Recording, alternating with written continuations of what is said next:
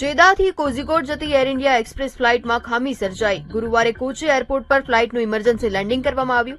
160 મુસાફરોને લઈને જતી ફ્લાઇટ IX398 ને કોચી ઇન્ટરનેશનલ એરપોર્ટ તરફ વાળવામાં આવી।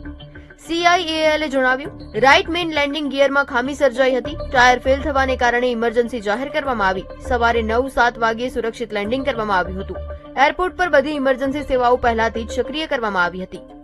કોઈ મુસાફરો કે ક્રૂ મેમ્બરને ઈજા થઈ હોવાના રિપોર્ટ નથી। લેન્ડિંગ પછીના નિરીક્ષણમાં જાણવા મળ્યું કે જમણી બાજુના બંને ટાયર પંચર થયા હતા। બધા મુસાફરોને એરપોર્ટ લાઉન્જમાં રાખવામાં આવ્યા છે। હકીકતમાં કોઝિકોડ એરપોર્ટ પર ઇમરજન્સી લેન્ડિંગ જોખમી માનવામાં આવે છે। આના 5 મુખ્ય કારણો છે। પ્રથમ, રનવે એક ઊંચી સપાટી પર સ્થિત છે। બીજું, રનવેની લંબાઈ મર્યાદિત છે। ત્રીજું, ઓવરશૂટનું જોખમ વધુ છે। ચોથું, હવામાનના પડકારો જોખમ વધારે છે। પાંચમું, સુરક્ષા માર્જિન ઓછું છે। તો આગળની મુસાફરી માટે વૈકલ્પિક વ્યવસ્થા કરવામાં આવી રહી છે। જો ફ્લાઇટ રદ કરવામાં આવે તો મુસાફરોને રોડ માર્ગે મોકલવામાં આવશે।